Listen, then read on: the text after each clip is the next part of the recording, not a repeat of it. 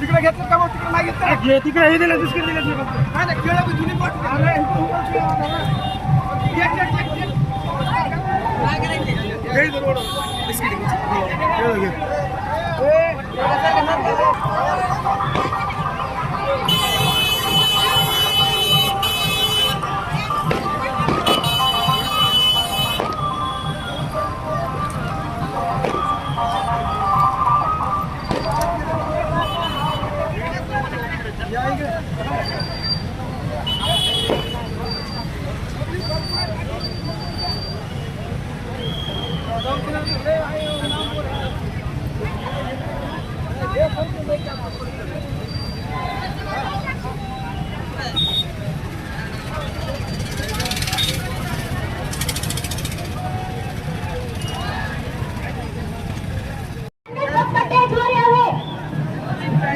सर्व बांधवांना विनंती आहे, महिला भगिनींना समोर बसू द्यायचंय, बाजूला बांधवांना सर्वांना उभं राहायचंय. त्या ठिकाणी चालेल, त्या ठिकाणी बसून घ्यायचं. भीमसैनिकांनी बसून घ्यायचंय. स्वयंसेवक तुषारकडे भीमसैनिकांना पाठीमागे पाठवून कोणालाही आंदोलनातील नागरिकांना त्रास होणार नाही याची दक्षता घ्यायची. ट्रॅफिकची गैरसोय होऊ नये याची दक्षता घ्यायची. भीमसैनिक रोडवर उभारू नये, समोर येऊन समोर येऊन बसा. भीमसैनिकांना कळकळीची विनंती, आपण समोर येऊन बसायचे.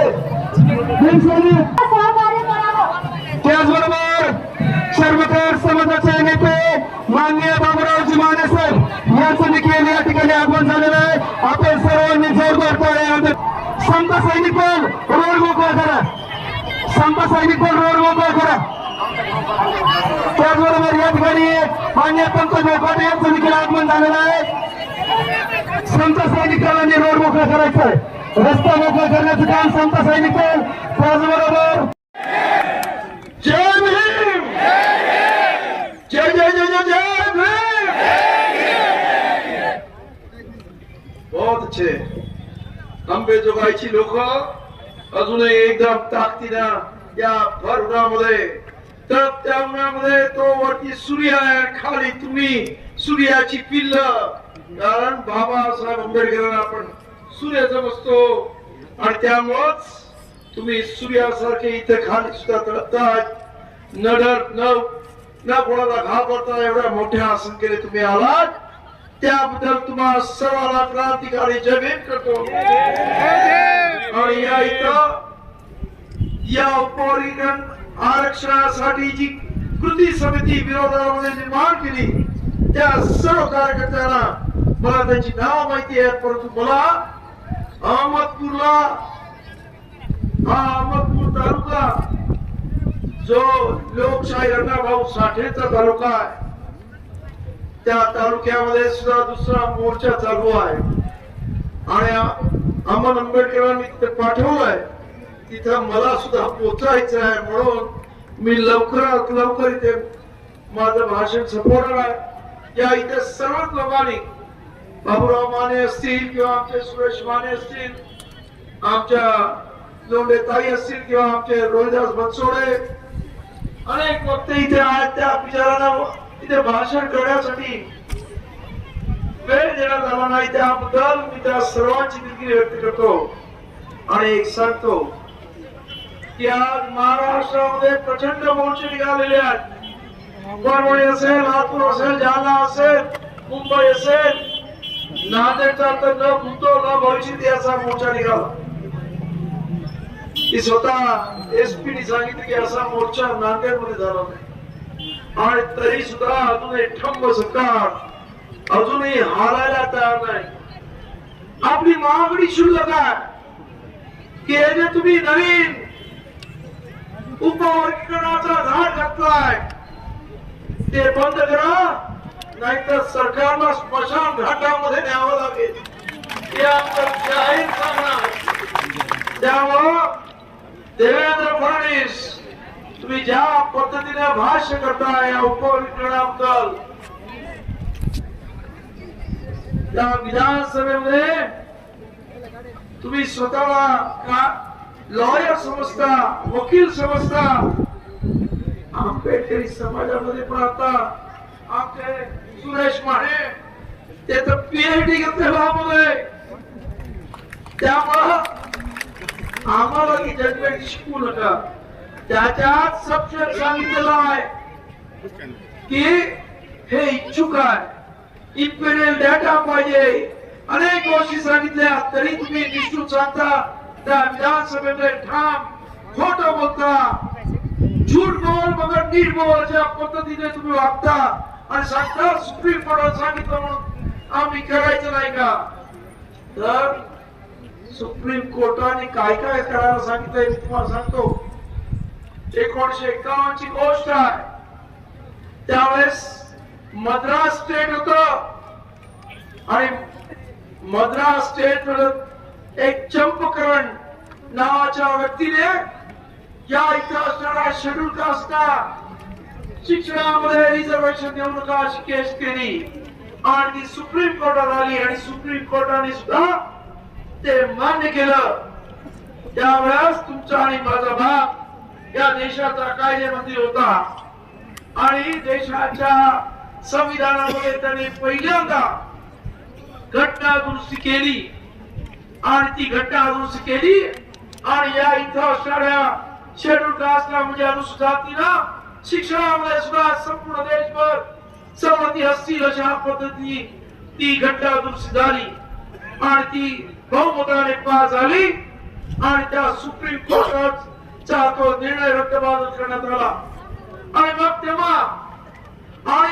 तेव्हा त्यावेळच्या काही संसदा मंडळींनी त्या बाबासाहेबांना विचारलं की तुम्ही हे संविधानाचं मंदिर उभं केलं आणि त्याची मोडतोड तुम्ही कशी काय करताय.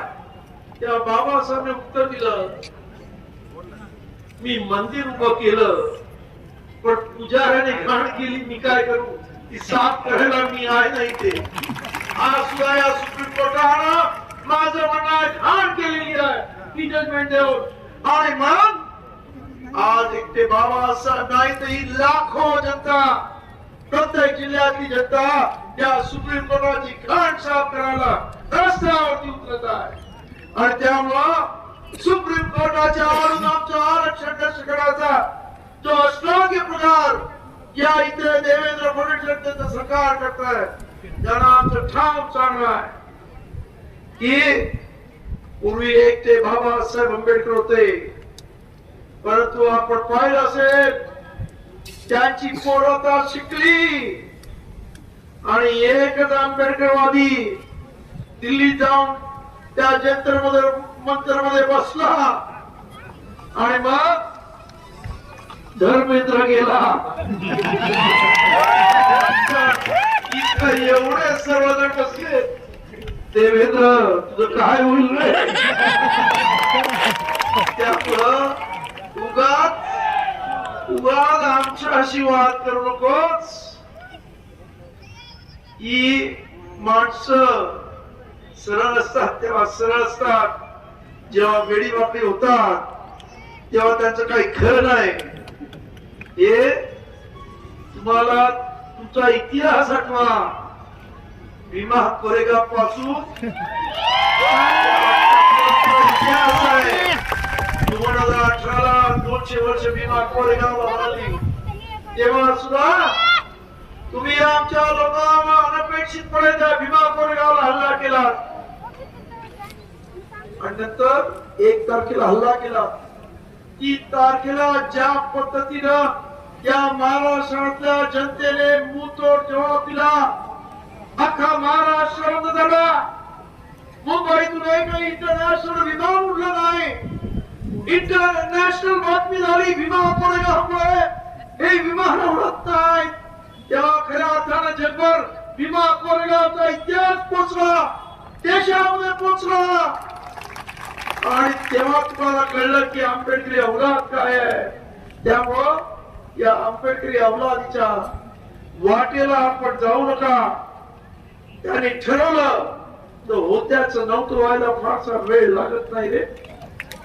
आणि त्यामुळं आपल्या सर्वांना सांगणं, आज आपली लढाई या इथं असणाऱ्या मनुवाद्यांशी आहे.